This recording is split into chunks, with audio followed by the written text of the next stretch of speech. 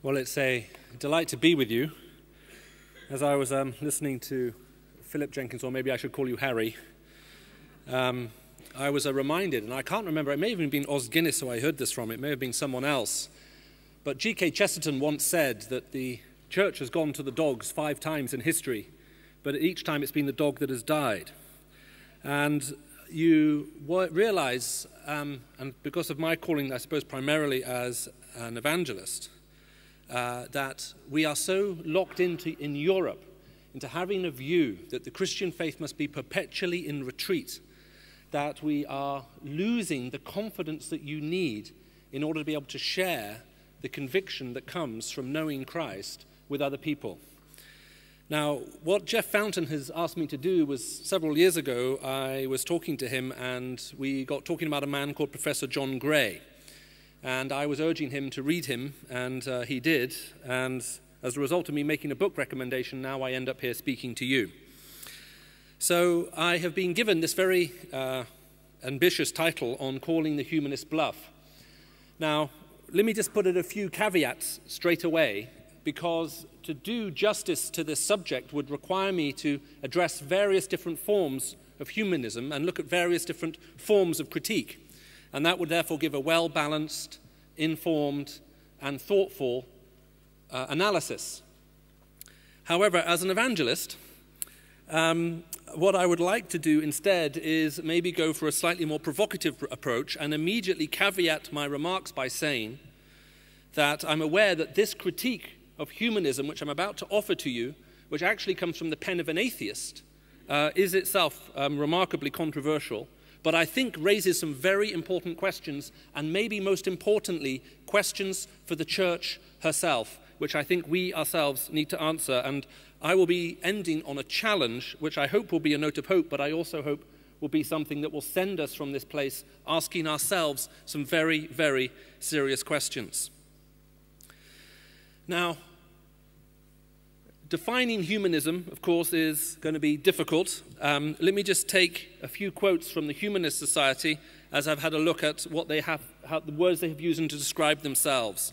So let me just offer this definition. Humanism is the view that we can make sense of the world using reason, experience, and shared human values. Please notice that word there, human values, and that we can live good lives without religious or superstitious belief. Humanists seek to make the best of the one life we have by creating meaning and purpose for ourselves. We choose to take responsibility for our actions and work with others for the common good. And then as you go through this, they say, we think that other people, for example, are moral concerns, not because they are made in the image of something else, but because of who they are in themselves. Humanism is a naturalistic worldview encompassing atheism. We believe that people can and will continue to find solutions to the world's problems so that the quality of life can be improved for everyone. Now, what I find interesting as it comes when we look at what it is that humanism may have to offer Europe is, I find it is some of the atheists who I am reading who have the most penetrating critique. And in particular, I will be quoting from Professor John Gray. Now, those of you who may have had the misfortune of hearing me speak before will know that I do not often read reasonably long quotes. The reason why I'm going to do that this evening is so that to avoid any chance I may have of misrepresenting the forcefulness of what he wants to say. But Professor John Gray, up until recently, was the professor of the history of European thought at the London School for Economics. And his works, the reason I've chosen them, have not only sold in their millions, indeed now tens of millions, but have been translated into so many different languages now around the world. And to simply read the endorsements that his books have are eye-opening. Now, what he says and what he argues is that humanism is the new religion, the new faith of a post-Christian Europe. It is the dominant worldview that informs everything else. However, he says, a truly secular view of the world is one that does not permit belief in all the hopes of humanism. A truly naturalistic worldview, he says, and this is a quote, is one that leaves no room for secular hope.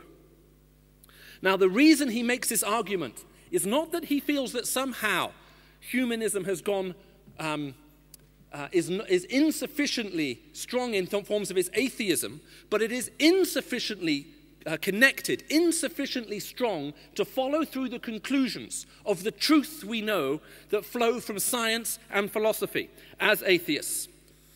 So what he says is that, and his central argument is that humanism is simply the Christian faith expressed and delivered in secular terms, in which we have replaced the idea of God's providence with a conviction about the nature of progress. This is how he puts it. Christians understood history as a story of sin and redemption. Humanism is the transformation of this Christian doctrine of salvation into a project of universal emancipation. The idea of progress rests on the belief that the growth of knowledge and the advance of the species go together, if not now, then in the long run. However, he says, the biblical myth of the fall of man contains the forbidden truth. Knowledge does not make us free. It leaves us as we have always been, prey to every kind of folly. And so he's trying to argue, do you see, that the conviction that somehow progress, an increasing amount of sophistication will make us better people is simply false. Again, he puts it here out in more terms, and please forgive me for reading this at such length. To believe in progress, he says, is to believe that by using the new powers given to us by growing scientific knowledge, humans can free themselves from the limits that frame the lives of other animals. However, he said, Darwin shows us that humans are like other animals. Humanists claim they are not. Humanists insist that by using our knowledge we can control our environment and flourish as never before. In affirming this, they renew one of Christianity's most dubious promises, that salvation is open to all. The humanist belief in progress is a secular version of this Christian faith. In the world shown to us by Darwin, there is nothing that can be called progress. The idea that humanity takes charge of its destiny makes sense only if we ascribe consciousness and purpose and meaning to the human race. But Darwin's discovery was that species are only currents in the drift of genes. The idea that humanity can shape its future assumes that it is exempt from this truth. So do you see what he is trying to argue here? This well-known, famous atheist. He is saying that humanism rests on the foundation that there is something special about what it means to be human. This, Professor Gray says, is the cardinal error of the Christian faith. The cardinal error of the Christian faith is that Christians believe that we were created in God's image, that there is something special about human beings. And therefore, exactly as Professor Jenkins has said, that we can talk about human rights, freedom, responsibility, and so on. However, Gray argues, all of these things must be myths if we are true to a scientific form of rigorous atheism. None of these things can be true. Now, I don't have time to give you all of this, everything that he has to say here. But the phrase he uses, and I find it a captivating one, is he says, humanism consistently repeats Christianity's cardinal error, that there is something special about human beings. Now, at one point, very interestingly, he says Christians can be forgiven for believing in the myth of personhood, that there are such things as persons, human rights, because they believe in the myth, he says, that they were created in the image of God. And therefore we can excuse Christians for believing in human rights, human purpose, human dignity, and so on, because they have this conviction. But, he says, we know this isn't true. And as I've been reading through some of the essays in the booklet in preparation for this conference, I think some of your other contributors have also made the point that in no other form of ancient religion, or indeed in ancient classical writing, do you find this affirmation of human dignity. You cannot find it outside of the Bible. This is what Professor John Gray, the atheist, argues, and I agree with him entirely. However, he says, and he is now talking to atheists, he says that we are soft atheists. He accuses Professor Richard Dawkins as being a soft atheist. And various others. Why are they soft atheists? Because, he says, you will not go to the logical conclusion of your own scientific argument. And he says there are 4 things that we immediately conclude if we know that a strict form of scientific atheism is true. Number 1, there is no such thing as meaning. Here's how he says it. If we leave Christianity behind us, we must give up the idea that human history has meaning. Neither the ancient pagan world nor any other culture in human history has ever thought to have an overarching significance in terms of human beings. Secondly, he says, there are no such things as persons and the idea of personhood must be rejected. Thirdly, since we are not persons, he says, in what sense can we be held responsible for our actions? There is no responsibility, contrary to what it says on most humanist websites. Again, this is how he puts it. We cannot choose to be what we are born. In that case, we cannot be responsible for what we do. The upshot, he argues, of neuroscientific research is that we cannot be the authors of our own acts. In other words, we are not morally responsible for what we do. That is the third blindingly obvious conclusion, he argues, as an atheist. And lastly, he says, we must completely abandon the idea of morality, which is what he calls an ugly superstition. Here's how he illustrates the point. Here is a true story, John Gray writes. A 16-year-old prisoner in a Nazi concentration camp was raped by a guard.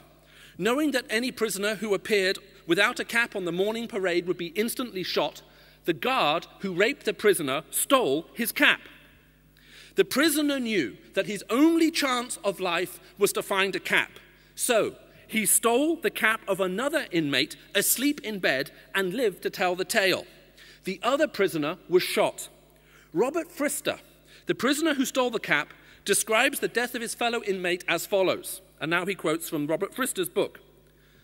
The officer and the capo walked down the lines. I counted the seconds as they counted the prisoners. I wanted it to be over. They were up to row 4. The capless man didn't beg for his life. We all knew the rules of the game, the killers and the killed alike. There was no need for words. The shot rang out without warning. There was a short, dry, echoless thud. One bullet to the brain. They always shot you in the back of the skull. There was a war on. Ammunition had to be used sparingly. I didn't know who the man was. I was delighted to be alive. And now Professor Gray picks up the narrative and he says this. Okay, what does morality say the young prisoner ought to have done? It says that human life has no price. Very well. Should he therefore have consented to lose his life? Or does the pricelessness of life mean that he was justified in doing anything to save his own? Morality is supposed to be universal and categorical, but the lesson of Roman Frister's story is that it is a convenience to be relied upon in normal times. And so, he argues, we must get rid of this ugly superstition of morality. We need to embrace the scientific truth that only the fittest survive, and he therefore argues that we need a political theory in which we do precisely that. Only the fittest survive.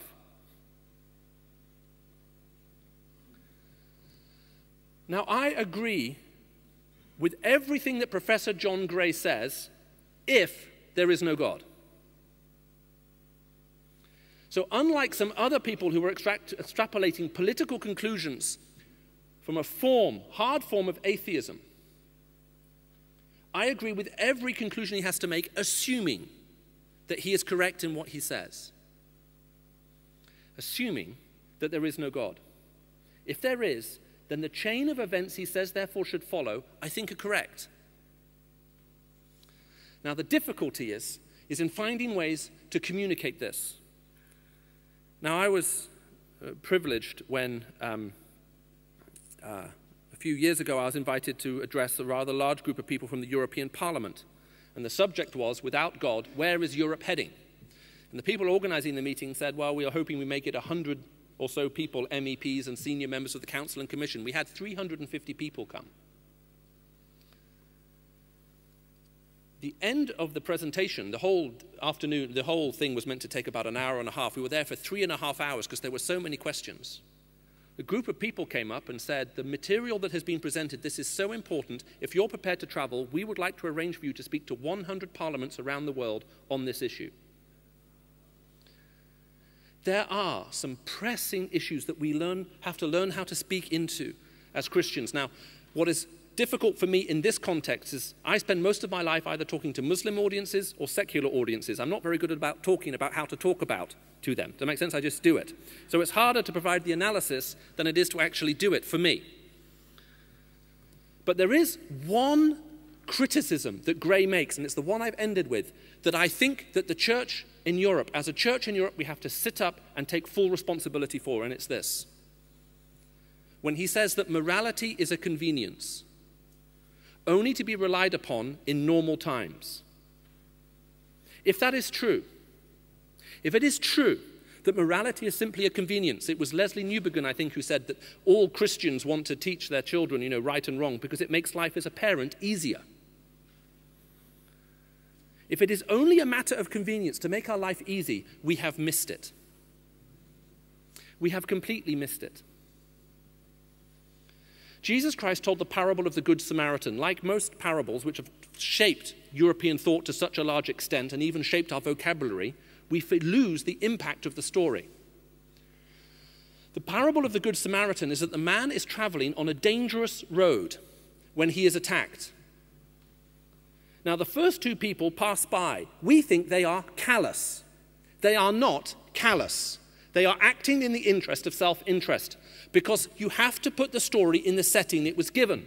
If I were to say to you, I was walking through the streets of this city today and I saw a man beaten up by the side of the road and I passed by, you would think that I was callous, that I didn't care. If, however, I said I was in Baghdad the other day, and as I was driving past, I saw some blown up bodies by the side of the road and I just went straight on by without stopping, you wouldn't think I was callous. You wouldn't think I didn't care. You would assume that I was acting in the interest of self-preservation. It's a dangerous city. There are many road traps. There are many bombs. It is dangerous to stop and go and see. You may well die. A man was traveling from Jerusalem to Jericho, Jesus said, and he fell among thieves. It is an uninhabited road. The first building built on that road that we know of was built in the 1500s by the Crusaders because they had a military machine to supply it with food and water. That road runs through completely inarable, is that even a word? Non-arable land. There is no water, there is no food. That is why it was ripe for robbers. It was a dangerous road. The priest and the Levite who pass on by on the other side are simply making a calculated moral decision that it is more dangerous to keep, that it is safer to keep on going than it is to stop. The third man stops. He is a Samaritan. As we all know, the Samaritans hate the Jews. And he takes the man to an inn, but there are no inns on that road. However, off that road, if you're prepared to travel for a while, you will find many Jewish towns and settlements. Professor Ken Bailey, he puts it in these terms, and this may work best if you are an American, but I'm sure many of us will get it. Imagine, he says, that a red Indian is on a horse riding through the desert, and he sees a naked body lying on the road with arrows sticking out of the back. Now, we can safely assume, most probably, that the man, that, as Jesus told this story, who was being robbed, was a Jew. The reason being that it is highly likely that if it was obvious that he was a Jew, that the priest and the Levite would have stopped, but they have no means of finding out, is he Jewish or not? Now, we know they took his clothes, so he's naked. Therefore, we can also conclude that he's probably lying face down in the dirt. Without going into too much biology, if you're a Jewish man and you're laying face up in the dirt, there are some simple observational things that can be done to ascertain your religious convictions. The guy gets down. He rolls the body over. And it's not one of his. It's not a Samaritan. It's a Jew. So he takes him to one of the settlements, to an inn off the road. So, let's go back to our red Indian. He's riding through the desert. He sees a naked body with arrows in the back. He spins it over. It's a cowboy. He puts him on the back of his horse. He takes the horse into Dodge City. He ties up the horse outside of the saloon, and he carries the body in to the bar and places it in front of everybody. He then turns to the barkeeper and says, "Look, here is some money. This guy's one of yours. I'll pay for him. And I'll come back in 2 weeks and I'll settle up the bill." Now, as Jesus tells the story, he stops there. The Samaritan takes the wounded man into the inn, and then he says, which one acted as a neighbor? But the story isn't finished. What do you want to know happens at the end of this story? What do you want to know happens to the Red Indian? And the answer is, does he get out alive? Does he leave the saloon bar alive? Or do the other cowboys come around, form a mob, put a noose around a tree, and hang him? The Samaritan walks into the midst of his enemies, where he is most likely to be held accountable for the very body he is presenting, and he pays for it all. This is not a matter of convenience. Christian obedience, Christian morality, the Christian life has never been a matter of convenience. Jesus Christ said, if anyone wants to follow me, he must pick up his cross, deny himself, and come. Otherwise, you cannot be my disciple. It is impossible. As the Western church, are we living this gospel?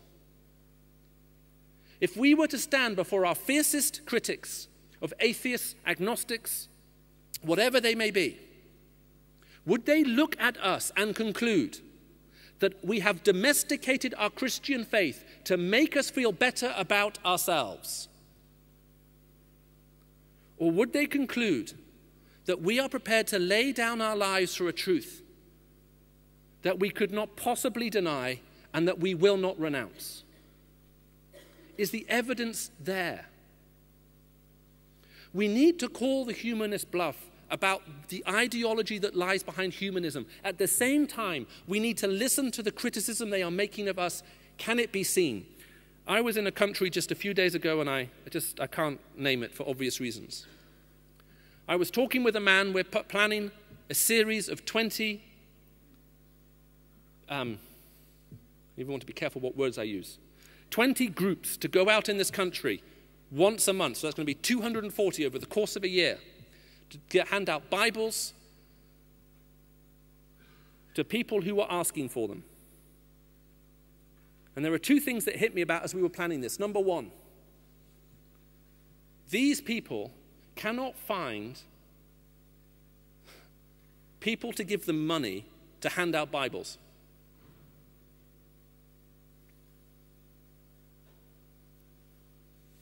It's going to cost $2,000 a month to fund 240 evangelistic missions. And as we were working through, the second thing then hit me. We got to the end. He says, do you mind if we build into our budget $1,000 to pay for medical treatment for when people are beaten, when their arms are broken, their legs are broken, and so on, so that we can get them some basic medical treatment? These people are willing to lay down their lives for the gospel. In Europe, we now have a form of the Christian faith that seems to ask for nothing, demands nothing, and costs nothing. I would like to suggest it is not a form of discipleship that Jesus Christ ever endorsed. We must be prepared to lay down our lives. I was talking with another dear brother just a few days ago, and he was telling me about one of his trips to Afghanistan. And as he was going through Afghanistan with a big satchel on his shoulder filled with Bibles, he was stopped by two Afghani police. Actually, the way he was stopped is they have dogs which apparently are trained, and they bite onto your clothing and they drag you towards the policeman. So the policeman can keep their guns trained on you. So he was walking, and these dogs came as if from nowhere, grabbed his clothing, started dragging him towards this pickup truck. And when he was about halfway there, they said, drop your bag, drop your bag. So he dropped his bag. And when he finally got to the vehicle, they said, what are you doing here? And they searched him, and on his body they found 6 Bibles. And they said, who gave you permission to give these away? Do you have a license? He said, yes, I do. They said, where is this license from? Is it from the Afghani government? He laughed, he said, no. Then, because he's Pakistani, they said, Pakistan? He laughed, he said, no. Now they looked very confused. So they looked at each other, they said, UN? He said, no. They said, where is this license from? He said, my license is in my bag. Can I go and get it? So he went to his bag, he pulled out another Bible, came back and opened it up to Matthew 28. and read to them, "Go unto all the nations and make disciples." And he said, "This is my license." Now, at this point, a guy leaned forward from the back of the pickup truck. He was an American major in the army. He started laughing. He said, "Are you a pastor?" He said, "I am." He said, "I'm not a Christian like you, but there's a captain in my unit who's a Christian like you." And he called over this young woman who was a Pentecostal. They start talking for about 30 seconds, and she breaks into a big smile and gives him a huge hug. And then the major says, let him go, let him go. He's not hurting anybody."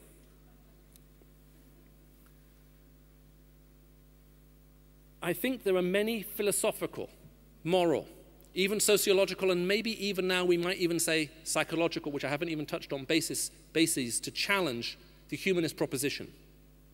I think we need to find ways in which we can gently, lovingly, kindly, and hopefully in a way that allows us both to present the gospel and get invited back, although I grant that's not always possible.